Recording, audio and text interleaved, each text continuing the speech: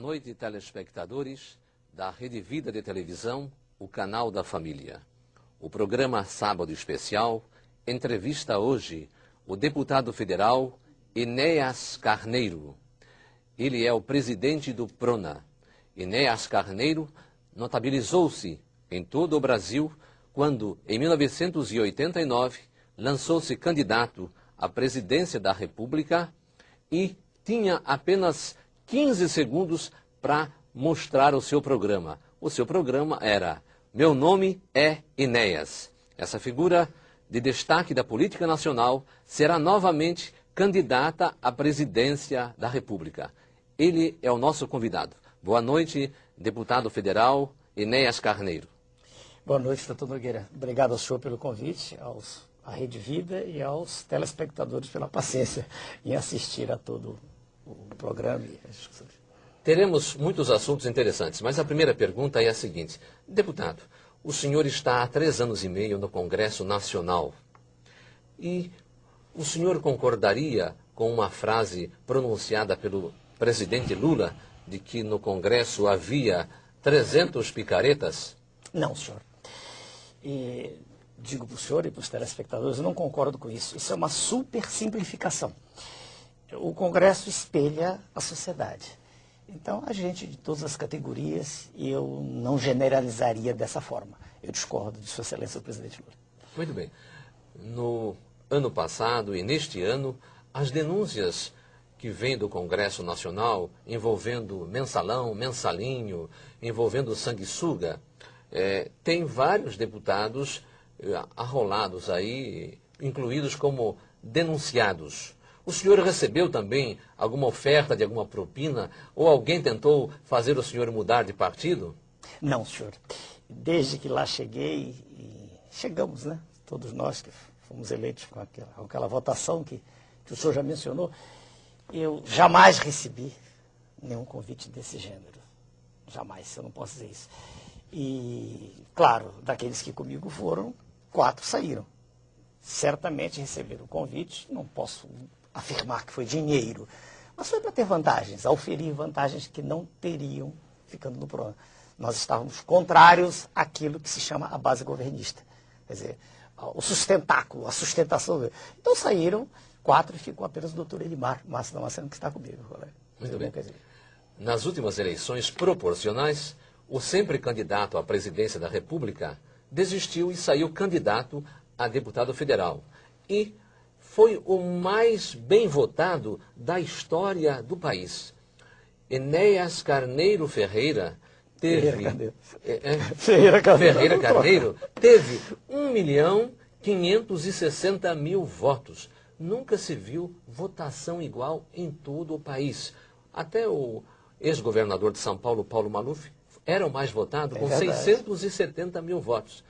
Como que o senhor explica essa votação? É complicado explicar.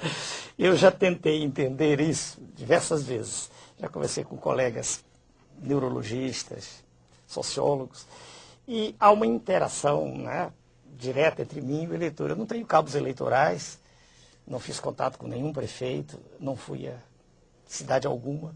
É o contato direto pela televisão. Eu quero crer que é a maneira como eu falo, que já tinha dado um resultado semelhante da eleição para presidente da República em 94. Eu tive quase 5 milhões de votos. Como é que o senhor fala? O senhor sabe, no horário gratuito, eu transmito aquele sentimento que é do homem comum. Eu sou um homem comum, não me contaminei, né? E com excelência, nada disso. E quando eu falo no horário gratuito, eu transmito para o eleitorado aquela sensação que é própria do homem, a indignação com o modelo, não é com uma pessoa, o modelo de que nós falaremos daqui a pouco, o modelo que leva o nosso povo a uma situação de escravidão. É essa a questão. Eu quero crer que é a verdade, é o não comprometimento com o modelo que faz com que o cidadão comum perceba que eu não pertenço ao sistema. Talvez isso. Ou não seria também um voto de protesto qualificado? É um voto excelente, o seu adjetivo, um voto de protesto qualificado. E do presidente da República seria um voto de protesto não qualificado. Porque aí não qualificado. Sua Excelência, o presidente é notoriamente inculto, né? Não, ao longo da vida não tem formação específica em área alguma, e eu já disse a ele, não estou falando, né, sem ele estar presente, disse a ele em 94, e aliás eu temia por tudo que veio a ocorrer 10 anos depois. E, se quiser, o que é protestar? Quando as pessoas votam contra um indivíduo, estão protestando contra ele. Eu penso que sempre há um protesto. Quando as pessoas votam contra o modelo que era chamado neoliberal aí, acreditando que Sua Excelência, o atual presidente, ia fazer diferente, estavam protestando. Quando as pessoas votam em mim, elas querem uma palavra, elas querem uma voz, elas querem uma expressão contrária ao modelo. E tem comigo isso. Eu não me curvo. Em nenhum instante eu cedi à tentação. A tentação de estar do lado do governo.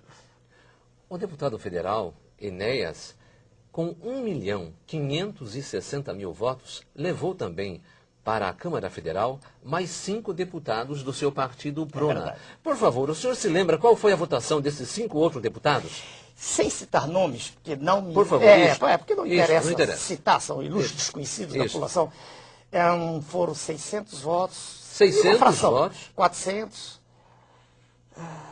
275.382.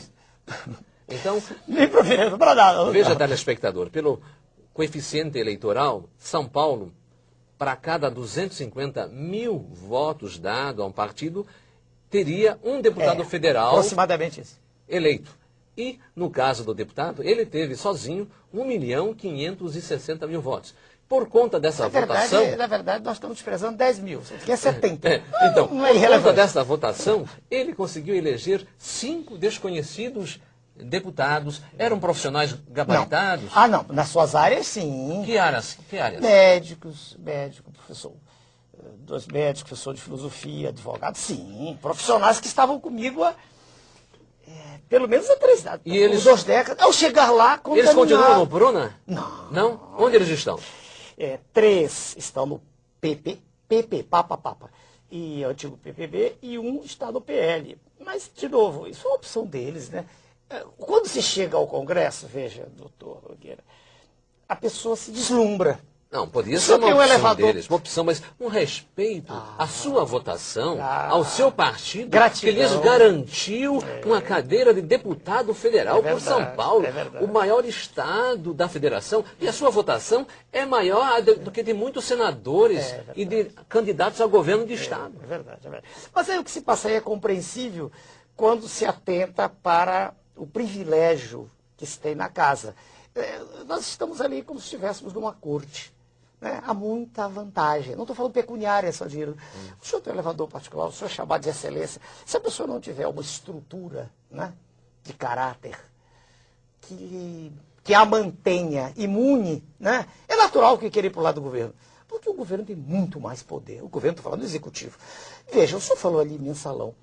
O que foi isso em última análise? Isso foi a ingerência direta do executivo. Eu costumo dizer, do outro lado da rua, já disse isso, né? Lá na nossa casa, no tribunal, foi ingerência direta do executivo. Com todo o poder de que dispõe, ele comprou consciências, não há dúvida quanto a isso. Né? E, lamentavelmente, o número foi significativo. Assim se explica a aprovação de uma série de medidas provisórias absolutamente nocivas à população. Quando eu falo população, eu estou falando população de baixa renda, aquela que precisa mesmo do Estado. Né? Então, a reforma da Previdência, reforma tributária e tantas outras coisas. Então, a bancada do Prona... reduziu-se a 2. Com muito orgulho, estamos no Prona, deputados federais, eu e o doutor Elimar, que é um amigo, irmão e uma pessoa por que eu tenho estima, respeito e admiração pela sua decência. Então, e aliás está aqui nosso estúdio. Nossos agradecimentos ao deputado federal do Prona. É médico também? É colega. Muito bem. Doutor Enéas, o senhor é médico, o senhor é matemático e o senhor é físico. Qual é a sua opinião sobre o presidente Lula? O senhor votou nele em 2004? Não, senhor, eu anulei o voto. Sua Excelência, o presidente, eu já disse ainda agora, é uma repetição, é profundamente inculto. Isso não quer dizer nada.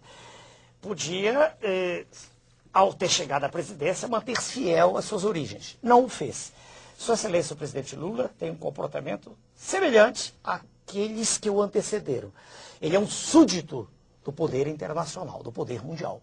E já começaram os índices referentes à educação, saúde e segurança pública são iguais ou piores do que eram em governos anteriores. Então não há nada a elogiar no governo de Sua Excelência. Sobre a pessoa em particular, não cabe tecer comentários. Eu não gosto disso, não leva a nada. Vamos falar da ação.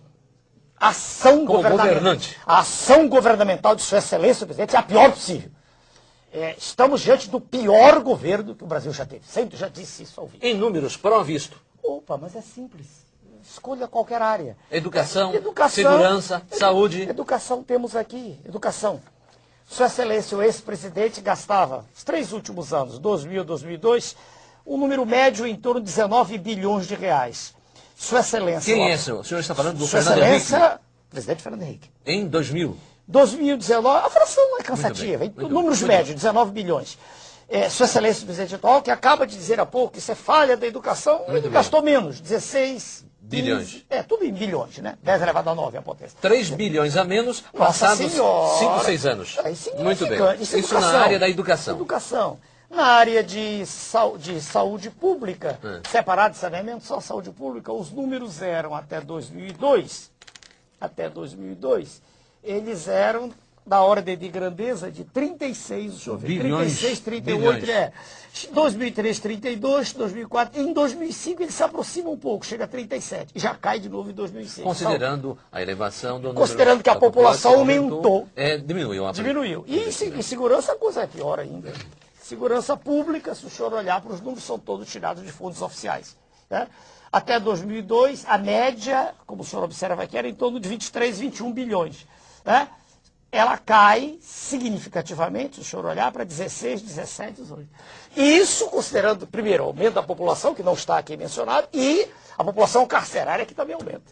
A criminalidade aumentou. Aliás, ela vem aumentando, fruto, de novo, de um modelo perverso. Um modelo em que a distribuição de renda está entre as piores do mundo, no nosso país. Né? Então o presidente não investiu em segurança pública? Não. Sua Excelência, o presidente pagou as maiores taxas de juros do mundo, no seu exercício, a sua ação presidencial. Sua Excelência fez com que os lucros dos bancos fossem os maiores de toda a história. Então, quero eu crer que não mudou coisa alguma. Ou melhor, mudou sim, piorou. Por isso não pode haver elogios. Qualquer discurso que se faça lá na tribuna, e eu assisto a todos cuidadosamente, é apenas um conjunto de eufemismos. É uma bolsa escola aqui, é uma estrada ali, é uma faculdade, nada. Quando nós pegamos o contexto todo, ele está pior, sem dúvida. Aliás, perdoe-me rápido, eu sou sintético, sabe? Aliás, é só andar pelas ruas. O sentimento de tristeza nacional é notório. Você observa em qualquer rua de qualquer cidade, tristeza, de decepção. Porque Sua Excelência, o atual presidente, era, não para mim, mas para grande parte da população, uma esperança. Um homem simples, um homem vindo do povo. Lamentavelmente, Sua Excelência, o presidente, entregou-se ao modelo. Sem dúvida. E ele, apesar de não ter as suas qualificações, cursos superiores, aliás, o deputado Enéas, todos os concursos que fez para entrar no serviço público ou para conquistar cátedras, sempre foi o primeiro lugar. Mas em um minuto, por favor. Quase todos. Quase todos. Mas a sua assessoria diz que é quase todos. Não, então, Excelência, o presidente Lula sabia, me tratando como seu sabia dessas irregularidades todas ou não? Doutor Nogueira, quem pode afirmar isso? Nós estamos aqui repetindo o óbvio. Ele diz não sabia, então ele é inepto. Como se pode estar ocupando o mais alto cargo da nação e desconhecer o que se passa na sala do lado? Quer dizer, é inépcia, é desídia governamental. Porque os fatos se repetiram, não é verdade? E como é que se repetiram? E não houve providência nenhuma? E Sua Excelência só fala do Corinthians, é natural que muita gente fique olhando e dizer, um estranho aí agora, afirmar que isso é impossível. Impossível. Né? Muito bem. É impossível, mas o Ministério Público Federal, através de um parecer encaminhado ao Supremo Tribunal, denunciou 40 parlamentares e autoridades como envolvidas e não incluiu o nome do presidente Lula por não ver motivos para incluí-lo. Aliás, ele também foi excluído do relatório da CPI dos Correios, CPMI dos Correios. O que então faz com que nós nos curvemos à decisão desses órgãos importantes. Posso citar uma frase só que não é Pois minha? não. Leva 10 segundos. E, aliás, eu já citei num programa e repito, é um astrônomo, já falecido, de que eu gosto muito, Sagan. Ele diz assim, dizia, a ausência da evidência não é a evidência da ausência. É muito sábio. A ausência, o fato de não existir a evidência, não garante que a evidência não existe. Muito bem. No próximo bloco, estaremos novamente entrevistando aqui, continuando a entrevista com o deputado federal Enéas Carneiro, que aqui tem bem mais do que aqueles 15 segundos que o notabilizaram em todo o Brasil. O programa Sábado Especial está entrevistando o deputado federal Enéas Carneiro e pré-candidato à presidência da República pelo PRONA. Sou obrigado a afirmar que não estava reconhecendo, deputado, quando o senhor chegou aqui. Parece que o senhor mudou o visual? Eu tive, ainda tenho, não posso afirmar que já esteja curado, um quadro de leucemia mieloide aguda. E o tratamento é muito forte. Comecei a perder cabelo, perder barba, assim, ficou muito ruim, tufos, e resolvi tirar tudo. E mudou o aspecto meu, muito significativamente. Mas o senhor continua sendo reconhecido nas ruas ou não? Não com a incidência com que era superior a 95%. Não, agora não. De quando em quando eu consigo atravessar sem... Aí um ou outro olha e se espanta. O povão ainda não me conhece Então assim. O senhor era mais conhecido que a marca Coca-Cola, então? Era? Não sei, eu não tenho estatística Coca-Cola, não foi não. Deputado, o Brasil é um país em desenvolvimento, mas é um país, considerando o nosso PIB e de outros países, um país pobre. Pergunto ao senhor, essa pobreza não está aumentando em decorrência dessa política econômica que vem sendo seguida pelo governo Lula e que parece que nasceu no governo Fernando Henrique Cardoso? Já vinha antes, já existia antes. O processo de dilapidação do patrimônio público, entrega de tudo que é nosso, vem de há muito. Toma pulso, toma força no governo do senhor Fernando Collor, atinge um patamar incompreensível, inaceitável, com sua excelência, o presidente Fernando Henrique, e agora continua com o presidente Luiz Inácio. O que já que o senhor me pergunta, a resposta pode ser traduzida assim: existe uma questão central. Eu costumo falar nela, abordá-la, porque ela é a questão, do meu ponto de vista, raiz da qual decorrem todas as outras. São as taxas de juros com que se paga o serviço da dívida pública. Hoje a interna é bem maior do que a externa, bem maior. A externa hoje é desprezível. E a interna já ultrapassa a cifra assombrosa de 1 trilhão. 1 trilhão de reais? 1 trilhão de reais, 1 trilhão. É um número que, se alguém fosse contar sem parar, não fizesse nada, levava 30 mil anos para contar. Eu já fiz isso contar. É uma coisa assombrosa. Mas veja, as taxas de juros com que se paga o serviço dessa dívida chegaram a um passado, segundo o próprio secretário do Tesouro Nacional, teriam chegado a 180 bilhões no final de 2005.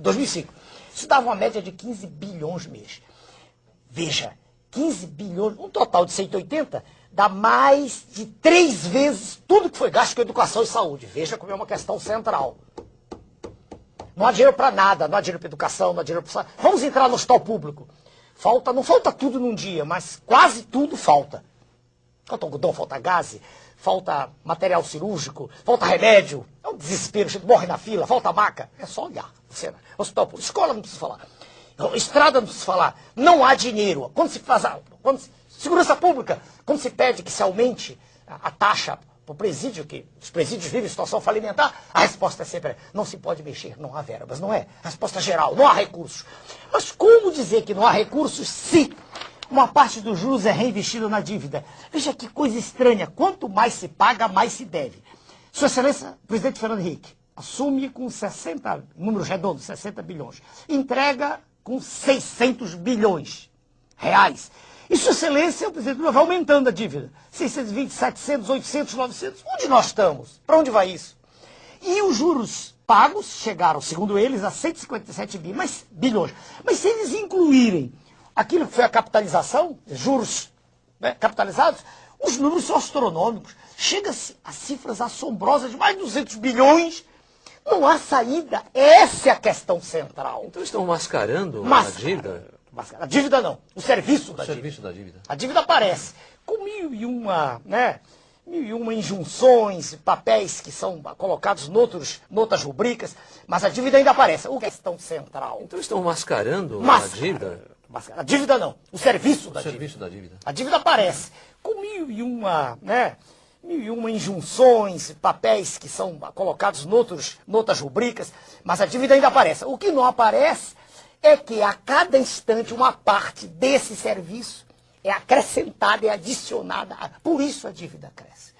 Mas veja, doutor Nogueira, isso é assombroso. É assombroso porque nós vivemos num centro de país pobre, mas como pobre? Se nós temos o maior contingente de água potável do planeta, 21%. Como pobre, se nós temos uma riqueza mineral que ninguém tem. Eu conversava com o senhor e converso sempre com qualquer colega, qualquer pessoa, perdoe-me tratá-la assim, que queira trocar ideias. Nós temos de nióbio um elemento químico fundamental para a indústria aeronáutica, sem o qual o avião supersônico não levanta voo. Temos 97% a 98% do mundo aqui. A região de Araxá, em Minas Gerais, um pouquinho na Amazônia. Quer dizer, como se explica que nós não tenhamos o monopólio da venda de nióbio no mundo, se só nós temos? De onde o senhor tirou esse percentual? O senhor o encontra em diversos sites, eu não trouxe, mas não é difícil. Já é reconhecido internacionalmente isso aí? Sem dúvida, sem dúvida. Se o senhor procurar até na internet, o senhor o encontra. E óbvio, eu tenho a satisfação de dizer para a população que eu fui o primeiro candidato à presidência da República que falou nisso, não se tocava nisso, era tabu. Eu fui o primeiro, nióbio, né? N-I-O-B-I-O, nióbio. Pois bem, eu fui, mas não se toca nisso, isso é tabu. Agora, só o nióbio permitir Luzia ter uma moeda própria, lastreada nele. Entendeu? Nós podemos ter nossa, não atrelada ao dólar, só ele, só o... E sem falar no quartzo, o nosso é de primeira qualidade. Em suma, quando aparece a capa da revista do roubo do urânio, o senhor pode ter mostrado, né? Roubo do urânio, contrabando de urânio, eu me divirto um pouco, porque isso é extraoficial, é verdade, estou roubando. Mas o nióbio é infinitamente pior, porque é oficial, o senhor entende? É oficial. Quer dizer, se nós calculássemos quanto é gasto nióbio em toda a indústria aeronáutica mundial, do planeta, planetária, não é verdade? E víssemos quanto sai daqui, o que entra deveria ser compensador, e não é. A coisa veja o senhor, é avassaladoramente desastrosa para o país. A questão mineral no país é uma questão, do meu ponto de vista, que tinha que ser abordada de saída. Não podia haver nenhuma concessão, porque riqueza mineral é de uma safra só, é de uma vez só. Nós não temos outra safra de nióbio, nem de quartzo, nem de manganês. Nosso manganês já está nos Estados Unidos, na Pensilvânia, compondo as chamadas reservas estratégicas, está lá. E quando o nosso manganês, ainda temos manganês, temos urucum, Mato Grosso, mas quando acabar todo, aí nós vamos comprar pelo preço que eles quiserem. Não quero fazer discurso, eu estou respondendo um pouco animado, porque essa questão mineral me preocupa há muito tempo. Eu estudei, honra ao mérito, com o almirante Gami Silva, que tomou conta daquele projeto da Amazônia, um homem culto, preparado. Estudei muito. Quer dizer, ninguém fala nisso. E por que o senhor não falou isso na Câmara Federal? Mas já falamos. Ninguém repercutiu isso aí? Não, essa informação não tá é muito séria. Nisso. Perdoe, o seu canal é um canal voltado para a família, voltado para valores, mas isso não é geral na televisão. A televisão está preocupada em mostrar o roubo, a televisão está em mostrar essas falhas todas que aí estão. Eu costumo dizer, comparado o mensalão, a mesada dos nossos colegas que tristemente venderam suas consciências, comparado aquilo com o que nós perdemos em minério, aquilo é mesada de trombadinha. Mas o nosso homem comum, o nosso homem simples, não sabe desses valores vultosos. Então, estão roubando. A imprensa desvia a atenção daquilo que é visceral para aquilo que é secundário. Essa é a questão. E o Conselho de Defesa Nacional, que é um órgão assessor da Presidência da República e que tem que cuidar da preservação desses bens e do subsolo, também ignora isso? Não creio que ignore, é conivente. Veja a Vale, como é que a Vale foi privatizada? Eu conversava com o senhor. O que se recebeu, naquele cheque, quando o senhor fala Vale, é a companhia Vale do Rio Doce. A maior mineradora de ferro do planeta. Não é Vale Refeição, Vale do Rio Doce, tem razão, perdoe-me, eu fui impreciso. Quando a Vale do Rio Doce foi privatizada não, foi entregue, foi doada de maneira criminosa. Em que governo foi isso? O governo de Sua Excelência, o ex-presidente Fernando Henrique Cardoso. Quando ela foi privatizada, o valor recebido foi de 3,33, uma fraçãozinha, bilhões de dólares. Não deu para pagar esse valor, um mês de juros da dívida pública. E de maneira criminosa ela foi entregue. Interessante, telespectador, que anualmente a gente examina os balanços dessas empresas privatizadas e os balanços apresentam lucros líquidos bilionários. A Vale do Rio Doce, por ano, tem lucro líquido de 10 bilhões de reais, sendo, aliás, uma das ações também muito disputadas no estrangeiro. Se o senhor me permite, Pois ninguém não. diz que o valor dela era superior a 1,5 trilhão. Ninguém diz isso. Ela foi doada. Essa é a questão. Quem estava por trás? Vamos dizer, quem estava por trás eram grupos multinacionais poderosíssimos. Haja vista a presença do senhor George Soros, um dos mega bilionários do planeta, estava fazendo, por acaso, alguma caridade ao investir na Vale do Rio Doce. A Vale do Rio Doce era, e ainda continua sendo, uma questão estratégica, porque os minérios representam a nossa segurança. Quando ele compra a Vale, isso fica para o próximo bloco, eu sei se você vai chamar, ele está comprando ativos reais, e não ativos financeiros, moeda falsa. Ele está comprando riqueza real. Então, pelas suas explicações, a Vale do Rio Doce, ela não foi privatizada, foi expropriada. Exatamente. Vendeu-se o controle, porque ela não foi vendida, o que se deu foi o controle das ações. Né? Uma parte pequena, mas quem comprou passou a ter o direito de dizer o que explora, quando explora, para onde manda e por quanto. Então, o seu lucro também, que é astronômico, está sendo repassado para o estrangeiro? Claro. Deputado. É capital internacional. É o poder mundial, apoderando-se das riquezas dos países ditos em desenvolvimento. Nós somos, na verdade, perdoe o senhor, perdoe os telespectadores, os colegas que estão participando, nós somos uma colônia gigantesca. Deputado, e também nas telecomunicações? Telecomunicações. Aconteceu a mesma coisa? Mesma coisa. Terrível. Então perdemos o controle de minérios e das comunicações. Agora, hoje, eu estava vindo, um assessor me ligou que nós não temos mais o direito de exportar açaí lá do norte do país. Açaí, da minha região de onde eu vi. Porque o açaí agora foi, como é que te diz, patenteado lá fora. Não tem certeza. Parece que açaí, nossa, Não, podemos mais. foi patenteado o nome, açaí. Ah, sim, não, a frutinha, o açaí, que eu conheço, eu sou da região. Não temos mais direito. Rapadura. Estamos desprotegidos. Desprotegidos. Essa é a verdade. É uma colônia gigante. Tão desprotegidos estão os telespectadores que até o ex-cocaleiro Evo Morales, da Bolívia, quem sabe pelos precedentes dessas privatizações, entre aspas, houve por bem tomar uma iniciativa lá e corajosamente expropriou o quê? As 2 refinarias da Petrobras, patrimônio nacional, e está dizendo que não pretende pagar indenização alguma, ou se pagar, pagar com gás com preço elevadíssimo. O que lhe parece, deputado? Nós temos tempo ainda? Por favor. Não, porque isso aí envolve... Por favor, deputado. Na O ocasião... senhor tem aqui todo o tempo. Não, por causa do tempo, eu sou... O senhor já foi muito violentado por essa questão de tempo aí. Disciplinado, doutor, eu obedeço Por às favor. regras. Sua Excelência, o presidente boliviano, ele está tomando uma posição, podemos até usar um adjetivo, ultranacionalista, né? Mas, quando o contrato foi feito, do governo também anterior, e o contrato não era bom, nem para a Bolívia, nem para nós brasileiros, nem para a Petrobras, era bom para as multinacionais. Porque o que ficava para a Bolívia do gás, quer dizer... Mas no caso a multinacional era a Petrobras.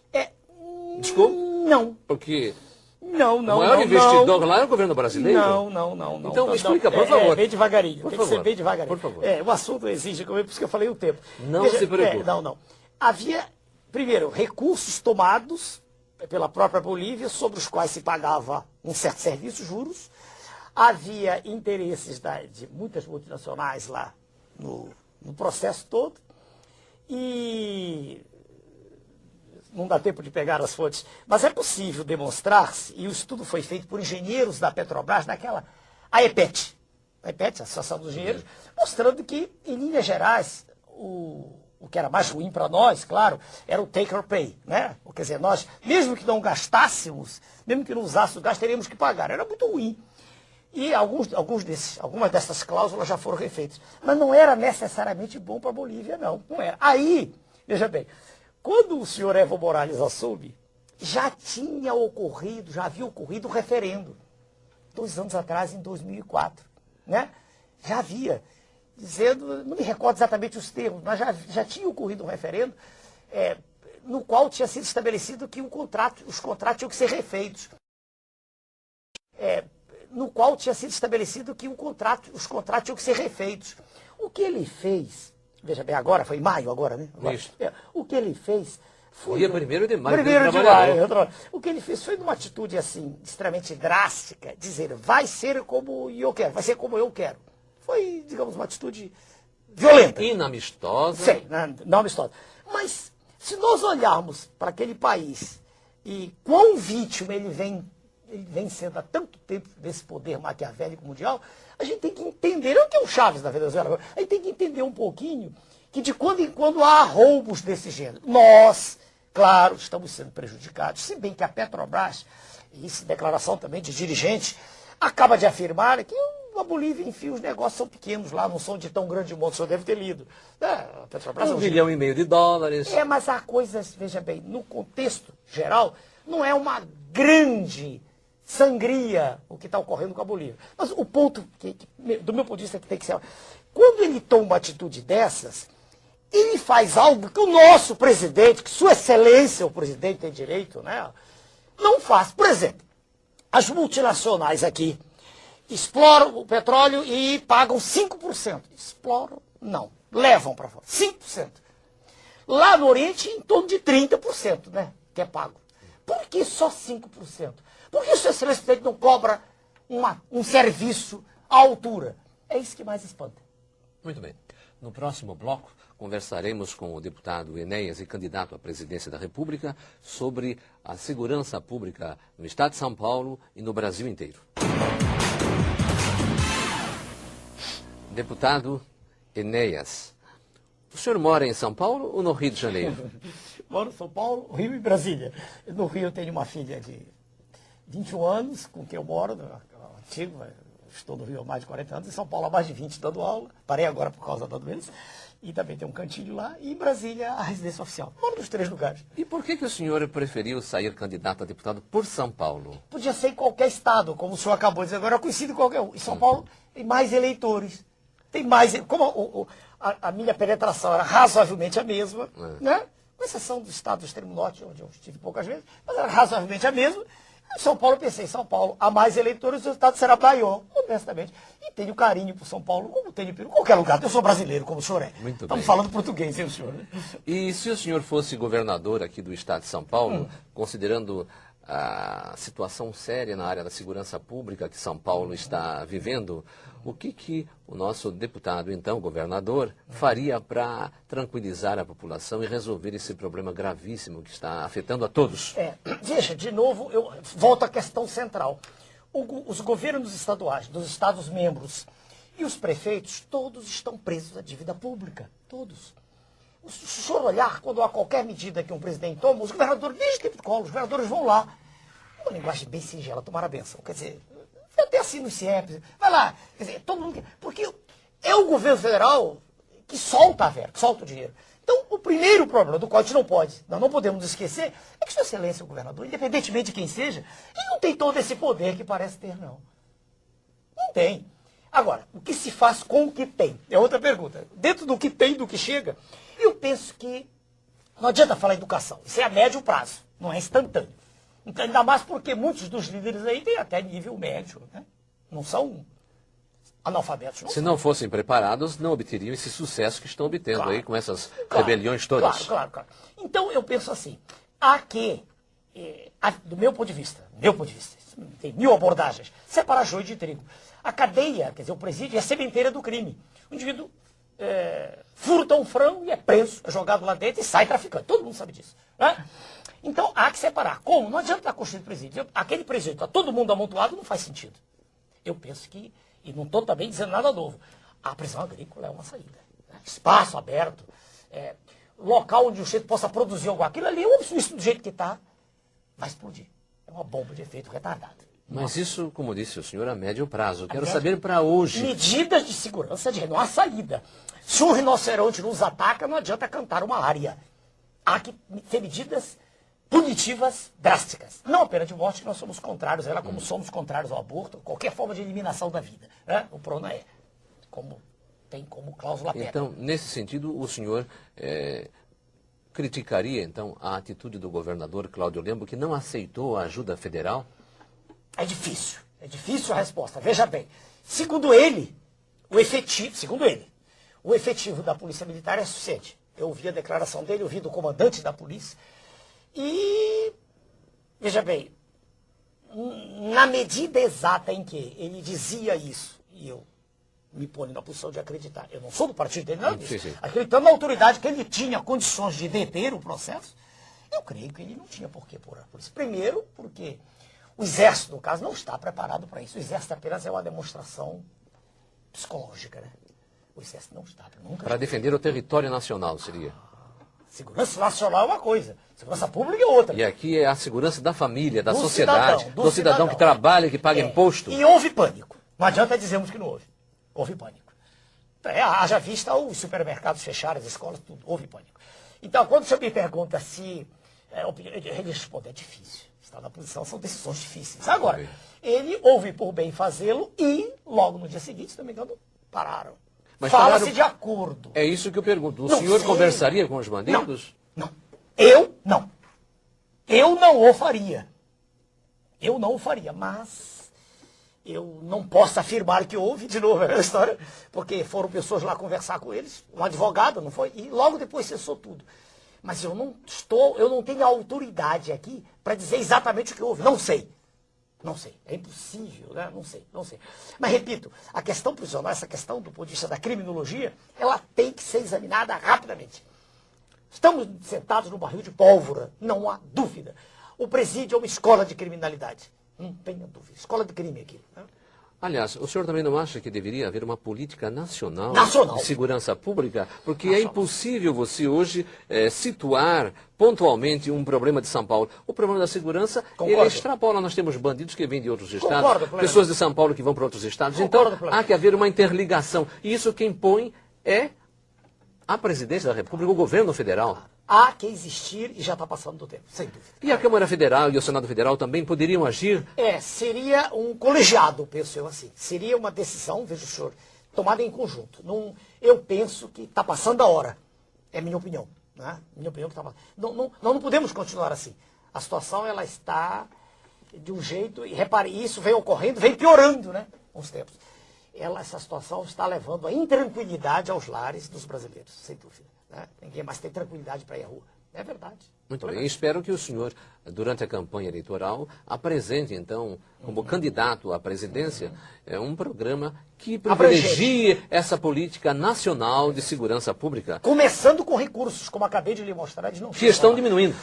Como da educação, como da... Repare que existe sempre a questão central, como ele disse. Né? Os recursos são desviados e aí não há recursos. Né? Desculpa. Muito bem.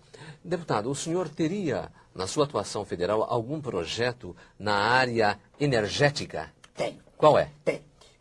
Eu e o meu colega, o doutor Elimar, apresentamos um projeto que já passou por 3 comissões, ganhamos em 2. Ganhamos, quer dizer, o projeto foi aprovado, e uma comissão o voto foi contrário, mas a tese... Um minuto? Por favor.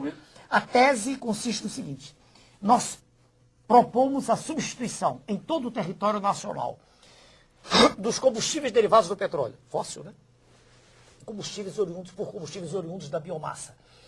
Quer dizer, o álcool e óleos vegetais. Nós conseguiremos, se for porque agora irá para o plenário daqui a algum tempo, aí esperamos que nessa legislatura ainda, nós conseguiremos uma coisa inédita. Todo o petróleo nosso será exportado, veja. Olha quantas divisas teremos, todo o petróleo. E nós teremos a não poluição da atmosfera, né? Porque os combustíveis de origem fóssil, além de estarem no final da sua vida, né? O petróleo acabará 2, 3 décadas, 4. Esses não, o reator a fusão nuclear está lá em cima, é o sol, que nos privilegia e nos dá uma condição que nenhum outro país do mundo tem. Quer dizer, com álcool, né? E óleo retirados dos vegetais, utilizando uma parcela pequena, em torno de 15,8 milhões de hectares, que é quase em torno de 4% da área toda cultivável, né? Se nós fizermos isso, nós teremos fixados na terra os homens de lá. Diminuiremos em muito o êxodo rural. Teremos uma condição de a pessoa trabalhar no seu habitat natural. Geraremos, todos nós, se isso for aprovado para o bem do nosso país, alguma coisa em torno de mais de 10 milhões de empregos, com pessoas trabalhando naquilo de que gostam no campo. Essa é a ideia de maneira bem geral. E este projeto? Se nós fizermos isso, nós teremos fixados na terra os homens de lá. Diminuiremos em muito o êxodo rural. Teremos uma condição de a pessoa trabalhar no seu habitat natural. Geraremos, todos nós, se isso for aprovado para o bem do nosso país, alguma coisa em torno de mais de 10 milhões de empregos, com pessoas trabalhando naquilo de que gostam no campo. Essa é a ideia de maneira bem geral. E este projeto já passou em que comissões? Passou desenvolvimento, a primeira. Meio ambiente perdeu, a argumentação dos colegas foi que iria prejudicar, o que é uma insensatez, não, pelo contrário, vai retirar gás carbônico da atmosfera, diminuir o efeito estufa, né? Nós estamos usando a fotossíntese, algo que é natural, e foi um erro deles. Mas, agora Minas Energia passou, e terá que passar por outras, ou ir direto ao plenário. Aí nós vamos ver a adequação, e depois irá ao Senado. Se nós conseguirmos isso é um grande... Parece, não posso garantir, parece-nos, por informações vindas de outras fontes, que Sua Excelência o Presidente também está interessado nisso. Haja vista o biodiesel. Que bom. Pequeno, né? O Presidente da República? Isso nós ouvimos dizer, nós não ouvimos dele. Porque, veja o senhor, a Finlândia, há pouco tempo, através de um dos seus representantes, apresentou um projeto de obtenção de energia a partir de lixo. Do lixo, eles não têm sol. E nós que temos a maior incidência de luz solar do planeta, o maior índice de chuva, provavelmente, não temos como nosso povo está na miséria, não há razão para isso. Então é uma redenção, é uma maneira de usar aquilo que nós temos. A biomassa é nossa. Né? Muito bem. Deputado, e com relação ao aborto, o senhor tem alguma atividade lá? Por favor. O mentor de todas as teses e que tem qualificação própria é o meu colega, o doutor Elimar. Mas ele me tem chamado de vez em quando para a Comissão de Seguridade e já houve pronunciamentos nossos extremamente duros. O aborto está dentro do projeto mundial, neomalthusiano. Tudo o que se diz em torno disso é eufemismo, é conversa fiada. O que se quer é diminuir a população brasileira. Isso sim, para que o território possa não ser defendido a contento. Todas as políticas voltadas ao aplauso ao homossexualismo. Eu não estou atacando os senhores homossexuais, não é isso. Eu dou aplauso e o incremento e a apresentação disso como coisa natural. Tudo isso visa a diminuição da natalidade. É a política neomalthusiana em ação. Ou seja, nós somos gente de mais ao contrário, nós somos gente de menos, numa extensão territorial gigantesca como é do nosso país. Então, o aborto é, do meu ponto de vista, condenável. Totalmente condenável. Quando o espermatozoide e o ovócito se juntam, a partir do instante, não naquele momento exato que o espermatozoide entra, mas quando os dois núcleos se fundem, já existe um novo ser. Nada justifica matá-lo. Nada.